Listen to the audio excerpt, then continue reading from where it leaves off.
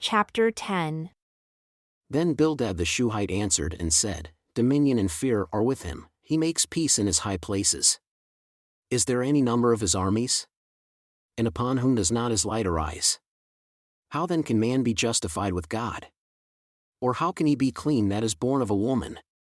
Behold, even to the moon, and it shines not, yea, the stars are not pure in his sight. How much less man that is a worm, and the Son of Man which is a worm? But Job answered and said, How have you helped him that is without power, saved the arm that has no strength? How have you counseled him that has no wisdom? And how have you plentifully declared the thing as it is? To whom have you uttered words, and whose spirit came from you? Dead things are formed from under the waters, and the inhabitants thereof, hell is naked before him, and destruction has no covering. He stretches out the north over the empty place, and hangs the earth upon nothing. He binds up the waters in his thick clouds, and the cloud is not rent under them. He holds back the face of his throne and spreads his cloud upon it. He has encompassed the waters with bounds until the day and night come to an end. The pillars of heaven tremble and are astonished at his reproof. He divides the sea with his power, and by his understanding he smites through the proud. By his spirit he has garnished the heavens, his hand has formed the crooked serpent. Behold, these are parts of his ways, but how little a portion is heard of him. But the thunder of his power, who can understand? Moreover, Job continued his parable and said, As God liveth, who has taken away my judgment, and the Almighty who has vexed my soul, all the while my breath is in me and the Spirit of God is in my nostrils, my lips shall not speak wickedness nor my tongue utter deceit. God forbid that I should justify you. Until I die, I will not remove my integrity from me. My righteousness I hold fast and will not let it go. My heart shall not reproach me so long as I live. Let my enemy be as the wicked, and he that rises up against me as the unrighteous. For what is the hope of the hypocrite, though he has gained, when God takes away his soul? Will God hear his cry when trouble comes upon him? Will he delight himself in the Almighty? Will he always call upon God? I will teach you by the hand of God, that which is with the Almighty will I not conceal. Behold, all you yourselves have seen it. Why then are you thus altogether vain? This is the portion of a wicked man with God, and the heritage of oppressors which they shall receive of the Almighty. If his children be multiplied, it is for the sword, and his offspring shall not be satisfied with bread. Those that remain of him shall be buried in death, and his widows shall not weep. Though he heap up silver as the dust and prepare raiment as the clay, he may prepare it, but the just shall put it on, and the innocent shall divide the silver. He builds his house as a moth, and as a booth that the keeper makes. The rich man shall lie down, but he shall not be gathered. He opens his eyes, and he is not. Terrors take hold on him as waters, a tempest steals him away in the night. The east wind carries him away and he departs, and as a storm hurls him out of his place. For God shall cast upon him and not spare, he would gladly flee out of his hand. Men shall clap their hands at him and shall hiss him out of his place. Surely there is a vein for the silver, and a place for gold where they refine it. Iron is taken out of the earth, and brass is molten out of the stone. He sets an end to darkness and searches out all perfection, the stones of darkness, and the shadow of death. The flood breaks out from the inhabitant, even the waters forgotten of the foot, they are dried up, they have gone away from men. As for the earth, out of it comes bread, and underneath it is turned up as by fire. The stones of it are the place of sapphires, and it has dust of gold. There is a path which no fowl knows, and which the vulture's eye has not seen. The lion's whelps have not trodden it, nor the fierce lion passed by it. He puts forth his hand upon the rock, he overturns the mountains by the roots. He cuts out rivers among the rocks and his eye sees every precious thing. He binds the floods from overflowing, and the thing that is hidden brings he forth to light. But where shall wisdom be found? And where is the place of understanding? Man knows not the price thereof, neither is it found in the land of the living. The depth says, It is not in me, and the sea says, It is not with me. It cannot be gotten for gold, neither shall silver be weighed for the price thereof. It cannot be valued with the gold of Ophir, with the precious onyx, or the sapphire. The gold and the crystal cannot equal it, and the exchange of it shall not be for jewels of fine gold. No mention shall be made of coral or of pearls, for the price of wisdom is above rubies. The topaz of Ethiopia shall not equal it, neither shall it be valued with pure gold. Where then comes wisdom? And where is the place of understanding? Seeing it is hidden from the eyes of all living and kept close from the fowls of the air. Destruction and death say, we have heard the fame thereof with our ears. God understands the way thereof, and he knows the place thereof, for he looks to the ends of the earth and sees under the whole heaven, to make the weight for the winds, and he weighs the waters by measure. When he made a decree for the rain and a way for the lightning of the thunder, then did he see it and declare it. He prepared it, yea, and searched it out.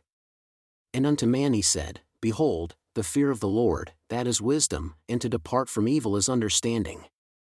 Moreover, Job continued his parable and said, O that I were as in months past, as in the days when God preserved me, when his candle shone upon my head and when by his light I walked through darkness, as I was in the days of my youth, when the secret of God was upon my tabernacle, when the Almighty was yet with me, when my children were about me, when I washed my steps with butter and the rock poured me out rivers of oil.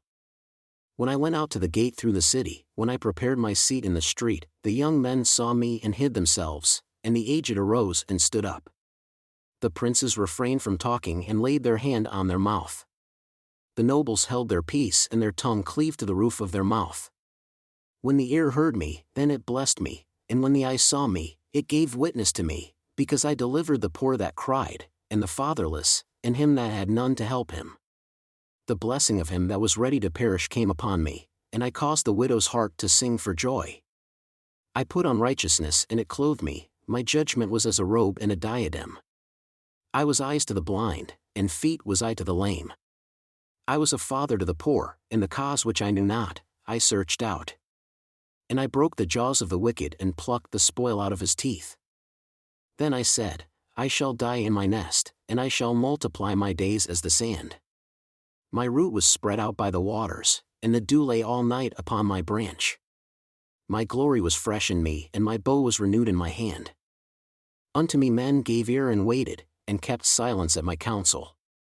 After my words they spoke not again, and my speech dropped upon them, and they waited for me as for the rain, and they opened their mouth wide as for the spring rain. If I laughed on them, they believed it not, and the light of my countenance they cast not down. I chose out their way, and sat chief and dwelled as a king in the army, as one that comforts the mourners. But now they that are younger than I have me in derision, whose fathers I would have disdained to have set with the dogs of my flock. Yea, to what might the strength of their hands profit me, in whom old age was perished? For lack and famine, they were solitary, fleeing into the wilderness in former time, desolate and waste, who cut up mallows by the bushes and juniper roots for their food. They were driven forth from among men. They cried after them as after a thief, to dwell in the cliffs of the valleys, in caves of the earth, and in the rocks.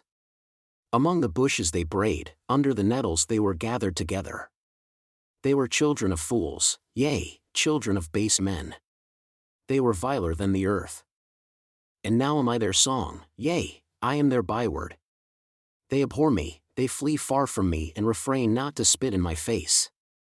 Because he has loosened my cord and afflicted me, they have also let loose the bridle before me. Upon my right hand rise the youth. They push away my feet, and they raise up against me the ways of their destruction. They mar my path, they set forward my calamity, they have no helper. They came upon me as a wide breaking in of waters. In the desolation they rolled themselves upon me. Terrors are turned upon me. They pursue my soul as the wind, and my welfare passes away as a cloud. And now my soul is poured out upon me, the days of affliction have taken hold upon me. My bones are pierced in me in the night season, and my sinews take no rest. By the great force of my disease is my garment changed, it binds me about as the collar of my coat. He has cast me into the mire, and I have become like dust and ashes.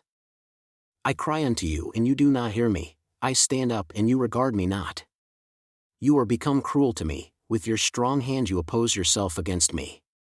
You lift me up to the wind, you cause me to ride upon it, and dissolve my substance.